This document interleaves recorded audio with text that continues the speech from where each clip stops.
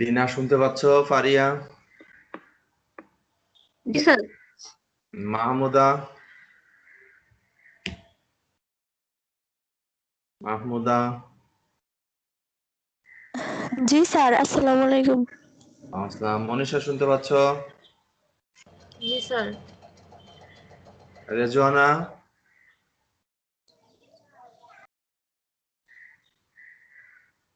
রেজওয়ানা জি শুনতে স্যার। পাচ্ছ? আচ্ছা, জি স্যার। সাবরিনা। ওকে, সাবরিনা, জি স্যার। সাইমা। জি স্যার। তুমি মনে হয় গত 2 দিন ক্লাসে অংশগ্রহণ করো নাই, তাই না? স্যার প্রথম দিন ছিলাম, কালকে ছিলাম না স্যার। আচ্ছা, শুভঙ্কর, জি স্যার। তুমি কি গতদিন ছিলে? জি স্যার, ছিলাম স্যার। আচ্ছা, কতদিন ছিলাম? সুমাইয়া। আচ্ছা, 2 দিনই ছিলে। জি স্যার। সুমাইয়া শুনতে পাচ্ছ? তামান্না, জি স্যার। পরে কে জয়েন করলো? বিধান, বিধান শুনতে পাচ্ছ? স্যার। মেহজাবিন, মেহজাবিন, জি স্যার। তুমি কি গত 2 দিন জয়েন করেছো? জি স্যার। আচ্ছা, ওকে। আমি যে লেকচার গুলো দিচ্ছি তোমরা কি ডাউনলোড করে রাখতেছো? জি স্যার। জি স্যার। জি স্যার। আচ্ছা, ওকে। আর 2-3 মিনিটের মধ্যে শুরু, আর 2 মিনিট পরে শুরু করব। দেখি, কালকে 15 জন ছিল, আগের দিন 20 জন, আর কালকে 15 জন ছিল। তোমরা কি বাকিদেরকে জানিয়েছো যে ক্লাস শুরু হয়েছে বা হচ্ছে? জি স্যার, আমরা জানানো যে হয়েছে। আমি তো 10 দিনে 10 চ্যাপ্টার শেষ করব, কিন্তু টানা 10 দিনে 10 চ্যাপ্টার শেষ করব। জি স্যার, জানানো হয়েছে স্যার।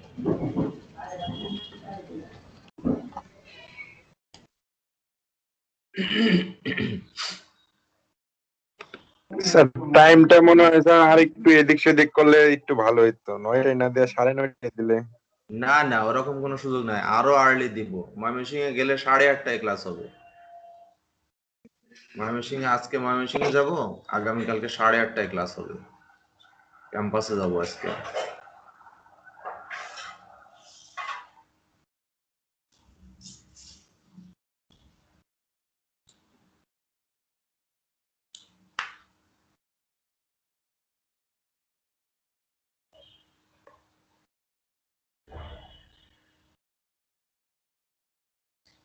ক্যাম্পাসে গেলে প্রচুর ব্যস্ততা থাকে, না 7টার মধ্যে অফিসে চলে যেতে হয়।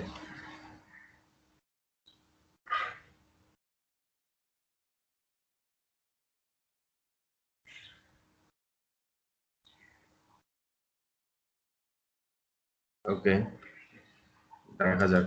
12 জন নিয়ে শুরু করলাম, কয়জন আসে পরে।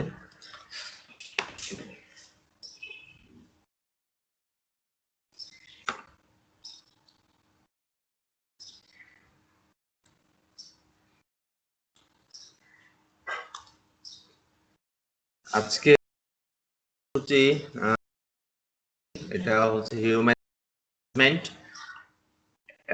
human resource management. HRM is the process of people management within companies and organization.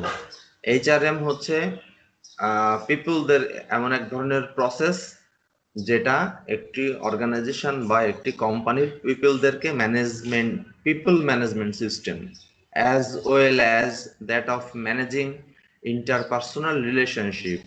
People ম্যানেজমেন্টের পাশাপাশি ইন্টারপার্সোনাল রিলেশনশিপ ম্যানেজ করার একটি পদ্ধতি বা প্রসেসকেই আমরা বলি HRM. Both of these processes are important for ensuring business growth and success. প্রত্যেকটি অত্যন্ত গুরুত্বপূর্ণ বিজনেসটার গ্রোথ এবং সাকসেসের ক্ষেত্রে। HRM is ultimately focused on the people within an organization. HRM এর আলটিমেট ফোকাসটা হচ্ছে অর্গানাইজেশনের যারা কাজ করেন তাদের প্রতি। To be successful it requires planning, monitoring and evaluation on a regular basis. HRMটাকে সাকসেসফুল করতে গেলে এটার প্ল্যানিং দরকার, মনিটরিং দরকার, এভালুয়েশন দরকার, রেগুলার বেসিসে এভালুয়েশন দরকার। When successfully implemented and managed, it will ensure that all employees will know their role. যখন আমরা এটা সাকসেসফুলি ইমপ্লিমেন্ট করতে পারবো এবং ম্যানেজ করতে পারবো, এটা নিশ্চিতভাবে এমপ্লয়ীদেরকে জানাবে তাদের কাজ সম্পর্কে, তাদের ক্যারিয়ার পাথ সম্পর্কে, এবং feel part of an organization, তারা মনে করবে যে তারা অর্গানাইজেশনের একটি অংশ। That is able to manage and reconcile their expectation, তারা তখন সকল কিছুকে ম্যানেজ করতে পারবে এবং তারা তাদের যে চাহিদাগুলো আছে, তাদের যে চাওয়াগুলো আছে, সেগুলোকে তারা পূরণ করতে পারবে with those of that the organization and its objectives, সেটা অর্গানাইজেশনের অবজেক্টিভসের সাথে তারা সম্পর্কযুক্ত রেখে কাজ করতে পারবেন। সুতরাং এমন এক ধরনের পদ্ধতিকেই বলি আমরা HRM. Human resource. HR is fundamentally an expression of an organization's belief in the employee element of an organization success. HR K fundamentally একটি অর্গানাইজেশনের বিলিফ হিসাবে প্রকাশ করা হয়, যারা হচ্ছে একটি অর্গানাইজেশনের component. The ability of HR to add values lies in its ability to leverage the tools that it has its disposal. They include HR এর যে অ্যাবিলিটিটা, তার যে ভ্যালুটা, সেই ভ্যালুগুলো নিচের বিষয়গুলোকে ধারণ করে। কি HR ধারণ করবে হচ্ছে ওয়ার্কফোর্স প্ল্যানিং, যে পরিমাণ কাজ আছে সেই কাজগুলোকে যতজন মানুষ আছে তাদের মধ্য দিয়ে করিয়ে নেয়ার জন্য একটা প্ল্যানিং করবেন। রিমুনারেশন, কার স্যালারি কেমন হবে সেগুলো নির্ধারণ করবেন। Job analysis, recruitment and selection, কোন ধরনের জব অ্যাভেলেবেল আছে এবং কাদেরকে রিক্রুট করা প্রয়োজন, এবং একটা সিলেকশন প্রসেস কমপ্লিট করা এইচআর এর কাজ।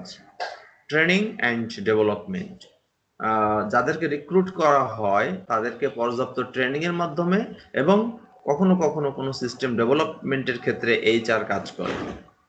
এইচআর এই বিষয়টি তদারকি করেন।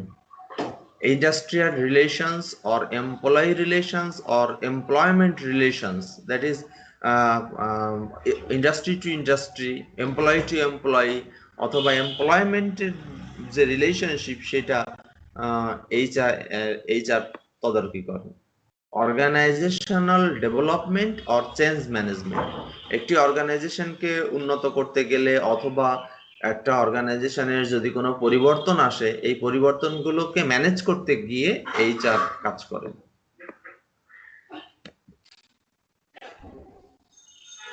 Scope of human resource management, human resource ম্যানেজমেন্টের স্কোপগুলো কোথায় কোথায় আছে? The scope of HRM is extensive and far-reaching. HRM এর স্কোপের বিস্তৃতি অনেক, therefore it is very difficult to define it concisely. স্বল্প পরিসরে এটাকে ডিফাইন করা অনেক কঠিন। However, we may classify the same under following heads.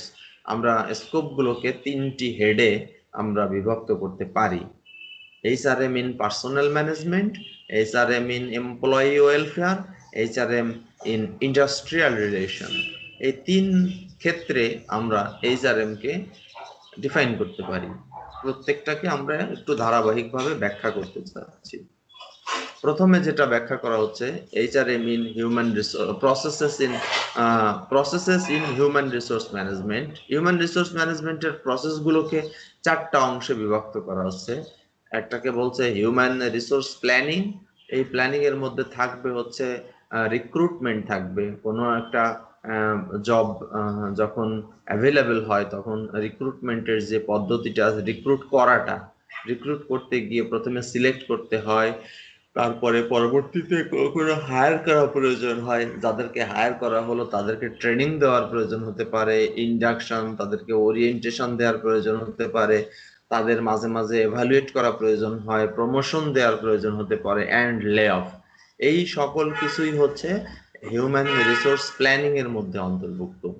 Number 2, employee remuneration and benefits administration. Employee remuneration মানে হচ্ছে যে এমপ্লয়িদের বেতন রিলেটেড বিষয়, এবং একটা অ্যাডমিনিস্ট্রেশনের যে বেনিফিটগুলি হবে বা বেনিফিটগুলো পাওয়া যাবে সেটা ওই এইচআর প্রসেসের মধ্যে থাকে। Number 3, performance management, that is একটা অর্গানাইজেশনে অনেক ধরনের এমপ্লয়ি আছে, সেই এমপ্লয়িগুলোর মধ্যে কার পারফরমেন্স কেমন এবং সেই পারফরমেন্স ওয়াইজ তাদেরকে বিভিন্ন ধরনের বোনাস বা রেমুনারেশনটাকে বাড়িয়ে দেওয়া, এই যে ম্যানেজমেন্টগুলি সেই পলিসিগুলো ডেভেলপ করাই হচ্ছে পারফরমেন্স ম্যানেজমেন্টের কাজ। আর 4 হচ্ছে এমপ্লয়ি রিলেশনস, যতজন এমপ্লয়ি থাকবেন তাদের মধ্যে রিলেশনশিপ বিল্ড আপটা কিভাবে হবে। রিলেশনশিপ যদি বিল্ড আপ থাকে তখন হচ্ছে অর্গানাইজেশনটা সুন্দরভাবে রান করতে পারে এবং সেটা সামনের দিকে আগাতে পারে ভালো। সুতরাং এমপ্লয়ি রিলেশনশিপটা অত্যন্ত গুরুত্বপূর্ণ, আর এই সবগুলি হচ্ছে আমাদের হিউম্যান রিসোর্স ম্যানেজমেন্টের প্রসেসের মধ্যে পড়বে। Number 2, human resource planning. Generally, we consider human resource planning as the process of people forecasting. আমরা আমরা এই একটা অর্গানাইজেশনের যারা পিপল আছেন তাদেরকে ফোরকাস্ট করিয়ে, তাদেরকে বিবেচনায় নিয়ে যে প্রসেসটা রান করানো হয় তাকেই বলা হয় হিউম্যান রিসোর্স প্ল্যানিং। তাদেরকে বিবেচনায় নিয়ে যে প্রসেসটা আমরা রান করি। Right but incomplete. It also involves the processes of evaluation, promotion and layoff. এটা কয়েকটা বিষয়ের সাথে সম্পর্কযুক্ত, এভালুয়েশনের সাথে সম্পর্কযুক্ত, প্রমোশনের সাথে সম্পর্কযুক্ত এবং লেঅফের সাথে সম্পর্কযুক্ত। তাদেরকে আমরা যদি একটু ধারাবাহিকভাবে এই হিউম্যান রিসোর্স প্ল্যানিং এর স্টেপগুলো দেখি, প্রথমে হচ্ছে রিক্রুটমেন্ট। এটার উদ্দেশ্য হচ্ছে it aims at attracting applicants that match a certain job criteria. এটা হচ্ছে যে একটি এমপ্লয়ীদেরকে বা অ্যাপ্লিকেন্ট যারা আছেন তাদেরকে জবের প্রতি আকৃষ্ট করা, জবের ক্রাইটেরিয়া দিয়ে, যে তাদের প্রভিশন পিরিয়ড কতদিন হবে, কতদিন পরে তারা পার্মানেন্ট হবেন, তাদের স্যালারি রেঞ্জ কতদিন পর পর চেঞ্জ হবে, পারফরমেন্স এভালুয়েশন কিভাবে হবে, এই সবগুলি দিয়ে অ্যাপ্লিকেন্টদেরকে কি করতে হয়, আকৃষ্ট করতে হয়।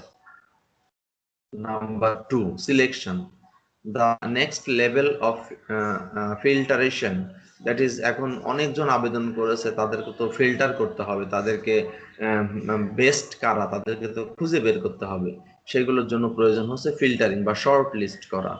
aims at shortlisting candidates who are the nearest match in terms of qualifications, expertise and potential for a certain job. একটি যতজন অ্যাপ্লাই করলেন তাদের মধ্যে তাদের কোয়ালিফিকেশনটা, তাদের দক্ষতা কার কোন দিকে বেশি, কে কোন দিকে বেশি বেশি যোগ্য, এই বিষয়গুলোকে খুঁজে বের করে তাদের মধ্য থেকে শর্ট লিস্ট করা হয়। তারপরে 3 নাম্বার হচ্ছে hiring, deciding upon the final candidate who Gates the job. Finally যাকে হায়ার করা হবে, এই যে সিলেকশন প্রসেসের মধ্য দিয়ে যতগুলি অ্যাভেলেবেল পজিশন আছে তাদেরকে ফাইনালাইজ করাকে বলা হচ্ছে হায়ারিং। তারপরে training and development, those processes that work on an employee on board for his skills and abilities upgradation. এই সকল প্রসেসগুলো যাতে এমপ্লয়িরা এখন যাদেরকে হায়ার করা হলো তাদেরকে পর্যাপ্ত ট্রেনিং এর ব্যবস্থা করতে হবে এবং সিস্টেম ডেভেলপমেন্টের সাথে তাদেরকে সম্পর্কযুক্ত করাতে হবে, এগুলি হিউম্যান রিসোর্স প্ল্যানিং এর মধ্যে থাকে বা পড়ে। এইচআর চ্যালেঞ্জেস, এইচআরে যারা কাজ করেন তাদেরকে নানান রকম চ্যালেঞ্জের মধ্য দিয়ে যেতে হয়। সেই চ্যালেঞ্জগুলো বিভিন্ন সময় বিভিন্ন রকম হতে পারে। টু রিমেইন ইন বিজনেস, বিজনেসে থাকতে হলে human resource managers need to efficiently address following human resource challenges. Human রিসোর্সের অনেক ধরনের চ্যালেঞ্জের মধ্য দিয়ে যেতে হয়। সেই চ্যালেঞ্জগুলো কি কি? Handling multi cultural or diverse workforce, HR সবসময় একটি অর্গানাইজেশনের মাল্টি কালচারাল পিপলদেরকে নিয়ে কাজ করে। এক একজনের ব্যাকগ্রাউন্ড এক এক রকম, এক একজনের এডুকেশন এক এক রকম, এক একজনের এক্সপেরিয়েন্স এক এক রকম। সুতরাং তাদেরকে নিয়ে কাজ করতে গেলে নানা রকম চ্যালেঞ্জের সম্মুখীন হতে হয় তাদেরকে। তারপরে কি হচ্ছে, ম্যানেজিং চেঞ্জ। একটি অর্গানাইজেশন সবসময় পরিবর্তনের মধ্য দিয়ে যায়, আর এই পরিবর্তনটাকে অ্যাকসেপ্ট করতে গেলে যারা কাজ করেন তাদেরকেও এই পরিবর্তনের মধ্য দিয়ে চলতে হয়। সুতরাং আর পরিবর্তনগুলিকে কেউ স্বাভাবিকভাবে রিসিভ করে না বা গ্রহণ করে না। সুতরাং এটি একটি চ্যালেঞ্জ এইচআর এর জন্য, চেঞ্জগুলোকে ম্যানেজ করা। Retaining the talents. Retaining the talents বলতে বোঝাচ্ছে এরকম যে যখন কোনো একটি অর্গানাইজেশন চলে, সেই অর্গানাইজেশনটি কাজ করতে করতে একাধিক পার্সন তারা হচ্ছে অনেক বেশি দক্ষ হয়ে যান। যখন কোনো একজন এমপ্লয়ি অনেক বেশি দক্ষ হয়ে যায় তখন কিন্তু কোম্পানি তার উপরে ডিপেন্ডেন্ট হয়ে যায়। এখন সেই ডিপেন্ডেন্ট হয়ে গেলে তাদেরকে ধরে রাখাটা আর একটা চ্যালেঞ্জ, কারণ এই মার্কেটটি হচ্ছে ওপেন মার্কেট থাকে। কোম্পানিতে যারা এমপ্লয়ি থাকেন তারা কিন্তু কোম্পানি সুইচ করেন। সুতরাং তাদেরকে ধরে রাখতে গেলে এইচআর এর জন্য নানান রকম প্রমোশনাল বা বিভিন্ন ধরনের অ্যাট্রাকটিভ প্যাকেজ তাদেরকে দেওয়া প্রয়োজন হয় বা দিতে হয়। সুতরাং এগুলি হচ্ছে ট্যালেন্টগুলিকে ধরে রাখার একটি উপায়। আর number 4, conflict management. Conflict management হচ্ছে যে একটি অর্গানাইজেশনে আসলে সকল সময় একটা কনফ্লিক্টের মধ্য দিয়ে যায়। দ্যাট ইজ, এমন একটা কাজ করা হচ্ছে হয়তো সেটা অন্য আর একটা ক্ষেত্রে নেগেটিভ ইফেক্ট ফেলছে। সুতরাং যত ধরনের কনফ্লিক্টগুলি আসে বা আসার সুযোগ আছে এটাকে ম্যানেজ করার জন্য কিন্তু এইচআরকেই দায়িত্ব পালন করতে হয়। এখন আমরা দেখতে চাচ্ছি যে দুটোর মধ্যে পার্থক্য। পার্সোনাল ম্যানেজমেন্ট বলতে কি বোঝায় আর এইচআরএম ম্যানেজমেন্ট বলতে কি বোঝায়। ইন আর্লিয়ার টাইমস, আমরা পার্সোনাল ম্যানেজমেন্টটাকে প্রথমে বলতে চাচ্ছি। In earlier Times the personal manager of A factory or farm was the person in charge of ensuring employee welfare and interceding between management and employee. Personal manager হচ্ছে এমন একজন ব্যক্তি পুরাতন সময়ে বা অনেক আগে, উনি এনশিওর করেন এমপ্লয়ীদের সুবিধা কোনটা, ভালো কোনটা হবে, এবং উনি ম্যানেজমেন্ট এবং এমপ্লয়ীদের মধ্যে মাঝামাঝি একটা অবস্থানে উনি থাকেন। Traditionally, the term personal management was used to refer to the set of activities. Personal management হচ্ছে একগুচ্ছ কর্ম পরিকল্পনা concerning the workforce। এই ওয়ার্কফোর্সের সাথে যারা সম্পর্কযুক্ত তাদেরকে নিয়ে এর মধ্যে কি কি পড়বে, স্টাফিং পড়বে, পেরোল পড়বে, কন্ট্রাকচুয়াল অব্লিগেশনস পড়বে এবং আদার অ্যাডমিনিস্ট্রেটিভ টাস্ক, এবং আরো নানান রকম অ্যাডমিনিস্ট্রেটিভ কাজগুলি হচ্ছে পার্সোনাল ম্যানেজমেন্টের মধ্যে পড়বে। ইন দিস রেসপেক্ট, এই ক্ষেত্রে personal management encompasses the range of activities that are to do with managing the workforce rather than resources. রিসোর্সটাকে বাদ দিয়ে ওয়ার্কফোর্সটাকে কিভাবে সুন্দর করে ম্যানেজ করা যায়, এটাই হচ্ছে পার্সোনাল ম্যানেজমেন্টের সীমানা, বা উনি এই বিষয়ে কাজ করেন। Personal management is more administrative in nature. Personal ম্যানেজমেন্টটা আসলে অ্যাডমিনিস্ট্রেটিভ, এটার প্রকৃতি হচ্ছে, এটা হচ্ছে অ্যাডমিনিস্ট্রেটিভ নেচারটাই হচ্ছে পার্সোনাল ম্যানেজমেন্টের প্রকৃতি। And the personal manager's main job is to ensure that কাজ হচ্ছে এটা নিশ্চিত করা যে the needs of the workforce as they pertain to their immediate concerns are taken care of. এর সাথে যারা সম্পর্কযুক্ত আছেন সম্পর্ক যেন ইমিডিয়েটলি যে কোনো কনসার্ন আসলে যেন উনি সঠিকভাবে সে বিষয়ে কেয়ার দিতে পারেন বা যত্ন নিতে পারেন। Further, personal managers typically played the role of mediators. উনি আসলে একজন মিডিয়েটর হিসেবে কাজ করেন। কাদের মধ্যে মিডিয়েটর? ম্যানেজমেন্ট এবং এমপ্লয়ি। একদিকে থাকবে ম্যানেজমেন্ট আর একদিকে থাকবে এমপ্লয়ি। এই দুই গ্রুপের মধ্যে একটা সমন্বয়ক হিসাবে উনি কাজ করেন। And hence there was always the feeling that এখানে সবসময় একটা ফিলিং থাকবে যে personal management was not in tune with the objectives of the management উনি সকল সময়ে যে অর্গানাইজেশনের বা অর্গানাইজেশনের অবজেক্টিভস এর সাথে সরাসরি উনি একমত হবেন তা না, কারণ একদিকে এমপ্লয়ি আছে আর একদিকে ম্যানেজমেন্ট আছে, দুইটার মধ্যে একটা ব্যালেন্সিং এর দায়িত্ব পালন করেন হচ্ছে পার্সোনাল ম্যানেজমেন্ট। এখন আমরা দেখতে চাই এইচআরএম ম্যানেজমেন্ট বলতে কি বুঝি। With the advent of resource centric organizations in recent decades, বর্তমান সময়ে একটি অর্গানাইজেশনের বিভিন্ন ধরনের রিসোর্স কেন্দ্রিক যে সময়টা আমরা অতিক্রম করছি, it has become imperative to put people first as well as secure management objectives of maximizing the ROI on the resources। এখন ধারণাটি এরকম হয়েছে যে পিপল ফার্স্ট এটাকে যেমন বিবেচনা নিতে হবে, তেমনি কি পরিমাণ ইনভেস্টমেন্ট করা হচ্ছে এবং সেখান থেকে কি পরিমাণ রিটার্ন পাওয়া যাচ্ছে সেইটা এখন বর্তমান সময়ে বিবেচ্য বিষয়। This has led to the development of modern HRM function। এইটাই হচ্ছে বর্তমানে মডার্ন HRM ফাংশন ডেভেলপমেন্টের মূল কারণ, which is primarily concerned with ensuring the fulfillment of management objectives।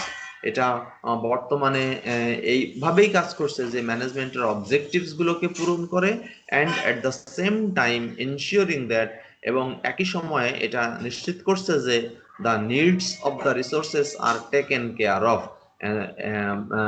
Resource গুলোর যে প্রয়োজনীয়তা চাহিদা সেগুলি সম্পর্কে তাদেরকে সে সম্পর্কে যত্নবান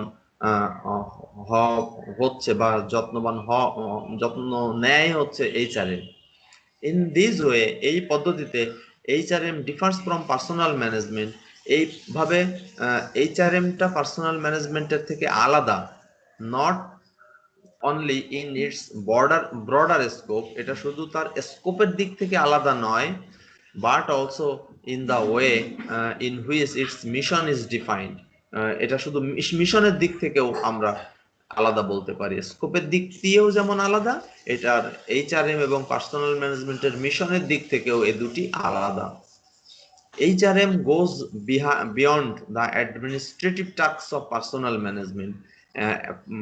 পার্সোনাল ম্যানেজমেন্টের অ্যাডমিনিস্ট্রেটিভ টাস্ক এর থেকেও মানে অতিক্রম করে যায় বা ছাড়িয়ে যাচ্ছে এইচআরএমটা, and encompasses a broad vision, এবং এইচআরএমটা একটি বড় ভিশন নিয়ে আগাচ্ছে of how management would like the resources to contribute to the success of the organization। কিভাবে একটি অর্গানাইজেশনকে তার রিসোর্সকে নিয়ে সাকসেসের দিকে নিয়ে যাওয়া যায়, সেই দিকে হচ্ছে এখন এইচআরএম কাজ করছে।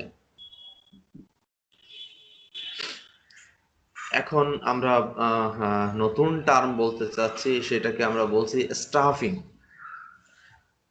Stuffing is the act of employing people in an organization. আমরা যে বিভিন্ন ধরনের লোকজন আছে যারা অর্গানাইজেশনে কাজ করেন, তাদেরকে ডিপ্লয় করা। একটা অর্গানাইজেশনে কে কোথায় কোন কাজ কিভাবে করবে, এটাকে বলা হয় staffing. People with right qualifications for various posts are usually hired by employers in the job market. তার মানে এমপ্লয়ার যারা, চাকরিদাতা যারা, সঠিক কোয়ালিফিকেশনের বিভিন্ন লোককে হায়ার করে তাদেরকে দিয়ে বিভিন্ন সময়ে কাজ করানো হয়।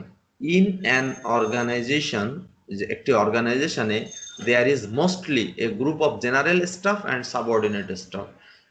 স্টাফ এগুলোকে দুই ধরনের, একটা হলো সাধারণ স্টাফ আর একটা হলো কারোর অধীনস্থ staff. Staffing refers to the process of recruiting. Staffing হচ্ছে একটি পদ্ধতি রিক্রুট করার, হায়ার করার, orienting, retaining and firing employee. Recruit যেমন রিক্রুটিং যে প্রসেস আছে, হায়ারিং, তাদেরকে নিয়ে ওরিয়েন্টেশন দেয়া, তাদেরকে ধরে রাখা এবং বাদ দেওয়া, এই সকল বিষয়গুলোই হচ্ছে স্টাফিং এর মধ্যে অন্তর্ভুক্ত। Stuffing is a human resources term. Stuffing এটা একটি হিউম্যান রিসোর্সের term and inside staffing is conducted within a company by a member of the human resource team. Human resource team এর মাধ্যমেই এই স্টাফিংটাকে কন্ডাক্ট করানো হয়। Developing staffing plans. Staffing plans helps employers analyze and respond to staffing gaps. Staffing plan এমপ্লয়ারদেরকে analysis করতে এবং stuffing এর যে গ্যাপ আছে এ বিষয়ে রেসপন্স করতে সহায়তা করে। Many factors drive the loss of staff. অনেকগুলি ফ্যাক্টর আছে স্টাফ লস হওয়ার কারণ, ইনক্লুডিং চেঞ্জিং লেবার মার্কেট, শ্রম বাজার সবসময় পরিবর্তন হয়, wage inflation due to competition for key skill, এমপ্লয়ীদের যে স্যালারি সেটা বিভিন্ন সময় বিভিন্ন কারণে আপ ডাউন হয়, ল্যাক অফ এমপ্লয়ি এনগেজমেন্ট, এমপ্লয়ীদের এনগেজমেন্টের ব্যাপারটা অনেক সময় কমে যায়, অ্যান্ড রিটায়ারমেন্ট, অনেক সময় এমপ্লয়িরা হচ্ছে অবসরে চলে যান। সুতরাং এই সবগুলোই হচ্ছে স্টাফিং প্ল্যান ডেভেলপ করার ক্ষেত্রে বিবেচনায় নিতে হয়। The model below outline how employee can evaluate and respond to such losses. নিচের একটা পদ্ধতিগুলো বলা হচ্ছে যে পদ্ধতিতে এমপ্লয়ীদেরকে এভালুয়েট করা হয় এবং বিভিন্ন ধরনের লস যখন হয় তখন কিভাবে রেসপন্স করা হয়। তো ডিমান্ড ফোরকাস্টিং, আমাদের চাহিদা কেমন, চাহিদাকে সুনির্দিষ্টকরণ অথবা চাহিদার প্রতি নজর দেওয়া। Identify how many staffs are needed to meet deliverables, outputs and performance measure. আমাদেরকে প্রথমে নির্দিষ্ট করতে হবে কতজন মানুষ প্রয়োজন একটি অর্গানাইজেশনের যে সকল ডেলিভারেবল গুলো আছে, আউটপুট গুলো আছে এবং পারফরমেন্স গুলো বিচার বিশ্লেষণ করার জন্য প্রথমে আমাদের স্টাফের সংখ্যা আইডেন্টিফাই করতে হবে। The most accurate forecasts are 1 to 3 years into the future. প্রথমত এটাকে 1 থেকে 3 বছরের মধ্যে একটা পরিকল্পনা করতে হয়। সেই বিষয়গুলো কিভাবে আমরা কনসিডার করব? 4টা পদ্ধতিতে কনসিডার করব। প্রথমে হচ্ছে stuffing level. How many positions will be needed in core job area? মানে আসল জবে কতগুলো পজিশন প্রয়োজন, কতগুলো এমপ্লয়ি প্রয়োজন হবে। Regular turnover. What is the projected turnover rate due to completion? এই কমপ্লিশনের কারণে, কমপ্লিট হওয়ার কারণে সম্ভাব্য প্রজেক্টের টার্নওভার রেট কত, এটা আমাদেরকে বিবেচনায় নিতে হবে। রিটায়ারমেন্ট টার্নওভার, কতজন মানুষ কতদিন পরে রিটায়ারমেন্টে যাবেন, এটাও আমাদের বিবেচনায় নিতে হবে। Knowledge and skill loss. What percentage of staff's knowledge and skills will become outdated without any training or development? Staff নেওয়া হয়েছিল কিন্তু ওনাদেরকে ট্রেনিং দেওয়া হয়নি অথবা ওনাদের নলেজ আপডেটেড নয়, তাহলে এরকম কত পার্সেন্ট স্টাফ সময় পরিবর্তনের সাথে সাথে আউটডেটেড হয়ে যাবেন, সেটাকে বলা হচ্ছে নলেজ অ্যান্ড স্কিল লস। তাহলে নাম্বার 1 ছিল সাপ্লাই ডিমান্ড ফোরকাস্ট। 2 নাম্বারে আমরা যেটা স্টাফিং প্ল্যানের মধ্যে আসবে সেটাকে বলছে supply forecast. Identifying what and how many staffs will be available to meet staffing needs. আমাদেরকে সুনির্দিষ্ট করতে হবে কত এবং কিভাবে স্টাফগুলিকে আমরা অ্যাভেলেবল করতে পারি আমাদের চাহিদা অনুযায়ী। এইটা করতে গিয়ে আমাদেরকে 4টা বিষয় বিবেচনায় নিতে হবে।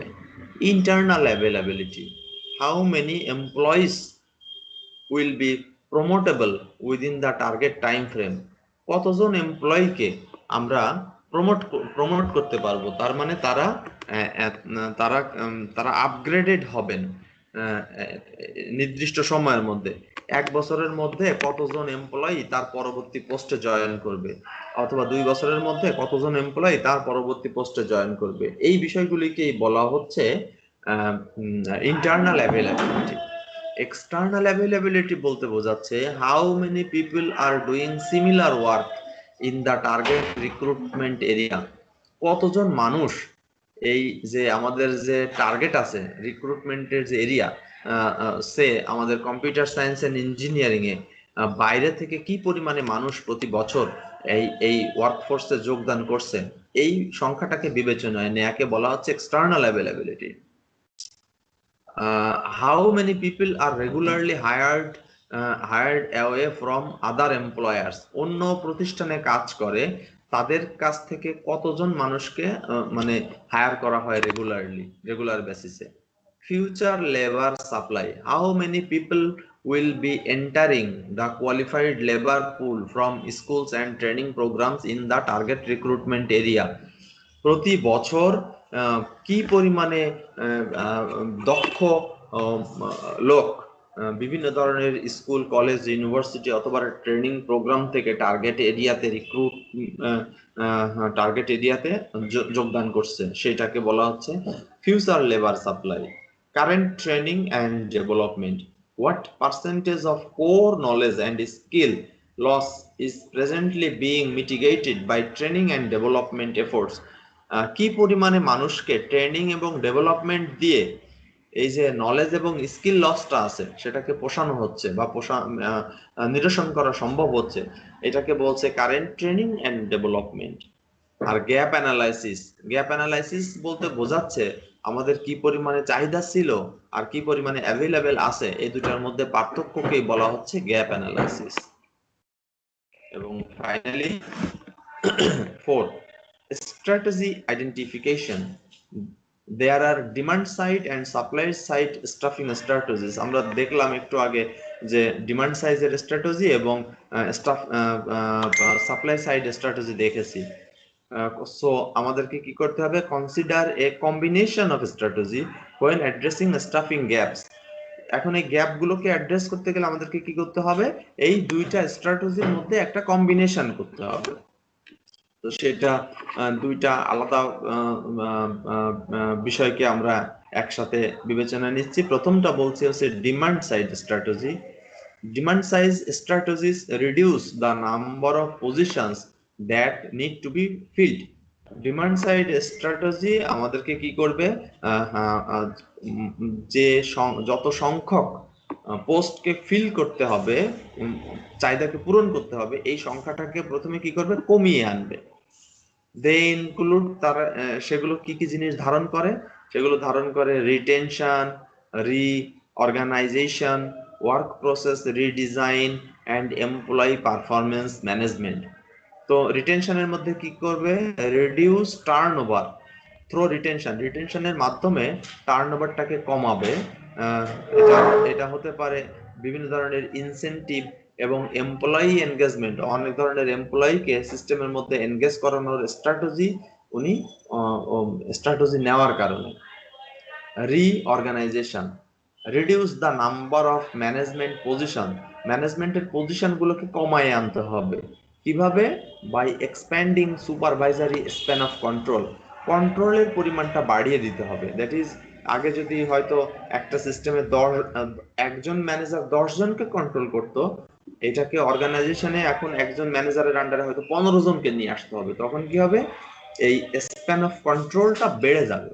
ওয়ার্ক প্রসেস রিডিজাইন, কাজ করার যে পদ্ধতি, সেই পদ্ধতিটাকে নতুন করে সাজাতে হবে। রিডিউস স্টাফিং নিডস, জনসংখ্যার চাহিদা কমায় ফেলতে হবে। কিভাবে, by streamlining work flows and methods, কাজ করার যে পদ্ধতি এবং যে সকল মেথড গুলো আছে তাদেরকে স্ট্রিমলাইনে এনে আমাদের স্টাফের সংখ্যা কমিয়ে ফেলতে হবে। আর employee performance management, reduce staffing needs by improving individual productivity, প্রত্যেকে যেন আলাদা আলাদা করে তার প্রোডাক্টিভিটি বাড়াতে পারে। এটা বাড়ালে তাদেরকে আমরা কি করব, বিভিন্ন ধরনের পারফরমেন্স ইন্টেনসিভ দিতে হবে। তখন কি হবে, মানে আমাদের লোক সংখ্যা লাগবে কম। তার মানে ডিমান্ড সাইজে আমাদের ডিমান্ড যদি কমে আসে, তখন কিন্তু সাপ্লাই সাইড কিন্তু সেটাকে পূরণ করতে সক্ষম হবে। Supply side strategies help fill the retraining staffing gap. Once demand side strategies have reduced the number of positions that must be filled. তো যেটা বলা হচ্ছে যে ডিমান্ড সাইড যদি তার বিভিন্ন স্ট্র্যাটেজি নিয়ে এমপ্লয়ির সংখ্যা কমিয়ে দেয়, তখন সাপ্লাই সাইড ওই তার যে সাপ্লাই দেওয়ার যে মেকানিজম গুলো আছে সেই মেকানিজম গুলোর থেকে মানে সঠিকভাবে ওই মানে সীমিত ডিমান্ড পূরণ করতে তখন সক্ষম হবে। সে কিভাবে করবে? প্রথমে হচ্ছে recruitment, expand application pools through enhanced marketing. বিভিন্ন ধরনের প্রক্রিয়ার মধ্য দিয়ে অ্যাপ্লিকেন্টের যে পুল আছে এই পুলকে তারা বাড়িয়ে দিতে পারবে, যাতে করে ভালো এবং কোয়ালিফাইড হচ্ছে পার্সনকে যেন খুঁজে পাওয়া সম্ভব হয়। Number 2, modified qualification, expand application pools by considering a broader range of experience and education. Education এবং এক্সপিরিয়েন্সকে একটু ব্রড করে দিতে হবে, যাতে নানান ধরনের মাল্টি এক্সপিরিয়েন্সড পারসন বা মাল্টি ডাইমেনশনাল মাল্টি এডুকেশনাল পিপলরা যেন এখানে মানে কাজ করতে পারেন বা অ্যাপ্লাই করতে পারেন। Work force development, grow further application pools by supporting schools and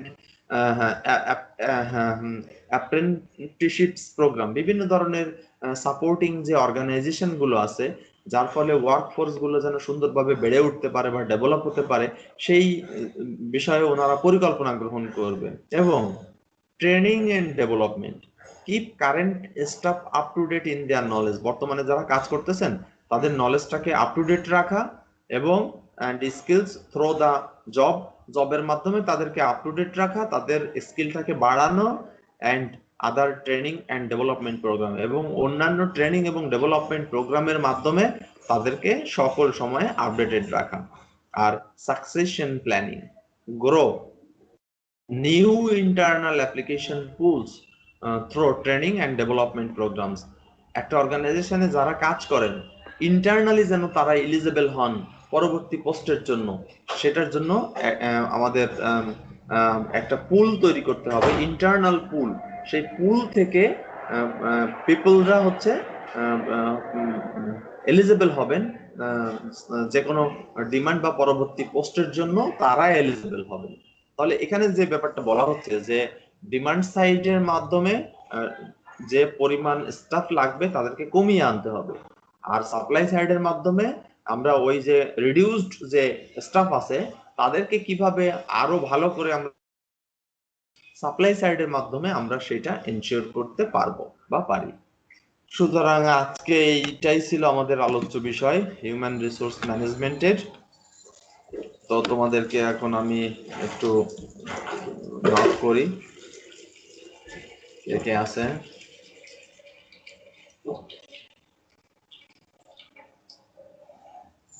Faria, Faria শুনতে পাচ্ছ? জি স্যার। আর তুমি বলো এইচআরএম বলতে তুমি কি বুঝলে? এইচআরএম কোম্পানি আর অর্গানাইজেশনের ভিতরে পিপল ম্যানেজমেন্টের একটা প্রসেস। আচ্ছা, ফারি তো তুমি গেলে। মাহমুদা, মাহমুদা জি স্যার। স্টাফিং বলতে কি বোঝে? Stuffing sir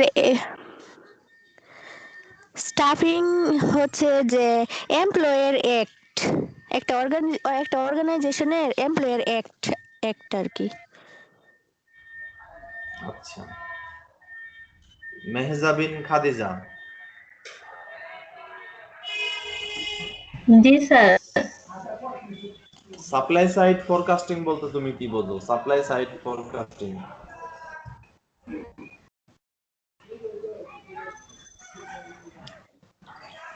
supply side forecasting supply side forecasting বলতে বোঝা যায় এমপ্লয়ি গুলোকে কিভাবে আর কি নেওয়া যায় অর্গানাইজেশনে।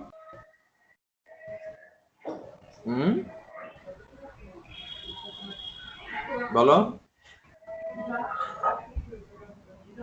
মানে আর কি সাপ্লাই সাইড এমপ্লয়ি যে আছে তাদেরকে কিভাবে অর্গানাইজেশনে নেওয়া যায়। রেজওয়ানা দৃষ্টি।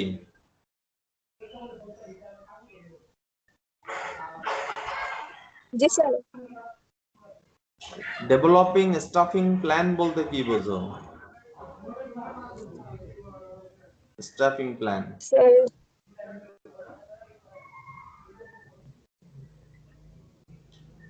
স্যার স্টাফিং প্ল্যান হচ্ছে এটা স্যার মানে স্যার এটা হচ্ছে এটা হেল্প করে এমপ্লয়িকে স্যার এই স্টাফিং গ্যাপস গুলোকে পূরণ করতে, মানে এমপ্লয়ের যে গ্যাপ গুলো আছে। সাবরিনা সুলতানা, সাবরিনা। স্যার ডেভেলপমেন্ট এবং ট্রেনিং এর প্রয়োজন কেন স্টাফিং এর ক্ষেত্রে? স্যার ওদের যে স্কিলটা আছে ওইটার আরো ডেভেলপ করার জন্য তো স্যার ট্রেনিং এর প্রয়োজন, এটা জন্য।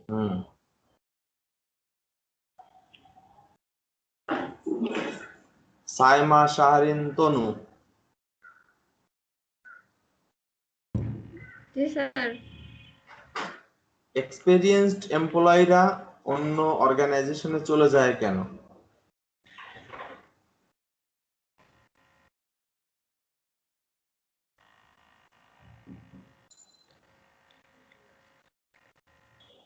এক্সপেরিয়েন্সড এমপ্লয়িরা অন্য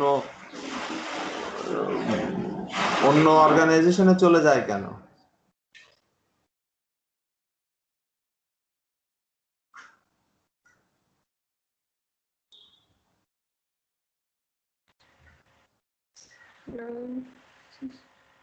স্যার শোনা যাইতেছে না। এক্সপেরিয়েন্সড এমপ্লয়িরা অন্য অর্গানাইজেশনে চলে যায় কেন? শুভঙ্কর বলো, শুভঙ্কর। শুভঙ্কর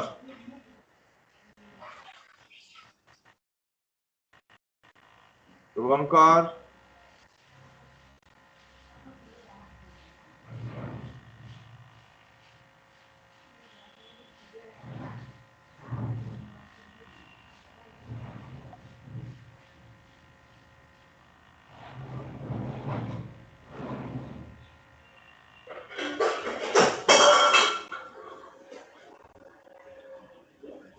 শুভঙ্কর কি শুনতে পাচ্ছ?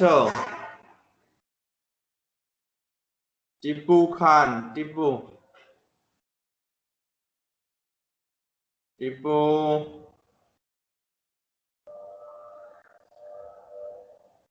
টিপু শোনা যায় না? ও তুমি মাইক্রোফোনের সমস্যা। আর কে আছে এখানে? আচ্ছা সবাই হয়ে গেছে, ঠিক আছে আজকে অফ। আগামীকালকে ধরে নাও 9টায় ক্লাস হবে, আগামীকালকে 9টায় চ্যাপ্টার 4, ঠিক আছে? জি স্যার। আচ্ছা।